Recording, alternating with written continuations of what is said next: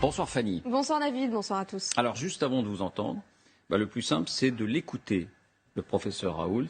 Il était l'invité ces dernières heures de Sud Radio. Écoutons-le. Ces vaccins ont augmenté l'épidémie.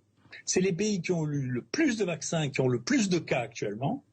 En France, 25% des cas de Covid sont survenus depuis moins d'un mois, qui est le même temps pendant lequel on a fait 15 millions d'injections vaccinales. Comment se fait-il que dans le pays dans lequel on a le plus de vaccinés, il y a le plus de cas?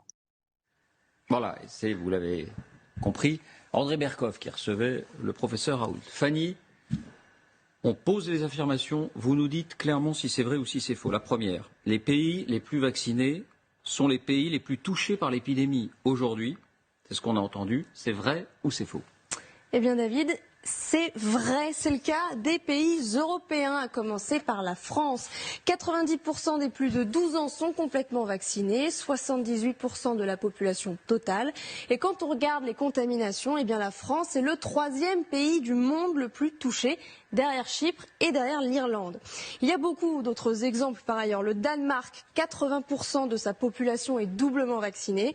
Et il est, vous le voyez, le 5e pays européen en termes de contamination. Encore plus frappant, le Portugal, 90% de personnes totalement vaccinées, un record en Europe, et il est le 6e pays du continent pour les contaminations. Et on pourrait en citer beaucoup d'autres, l'Espagne, l'Italie, la Belgique, ou même Israël, l'un des pays les plus vaccinés du monde, en tout cas en ce qui concerne la population adulte.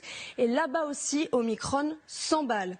Dans le reste du monde, c'est aussi le cas de l'Australie, 77% de sa population est complètement vaccinée, et pourtant aujourd'hui elle fait face à un mur de contamination. C'est le cas aussi de l'Argentine, alors qu'à l'inverse, dans la plupart des pays africains, vous le voyez, eh bien, ils sont très peu vaccinés et très épargnés en même temps par cette épidémie.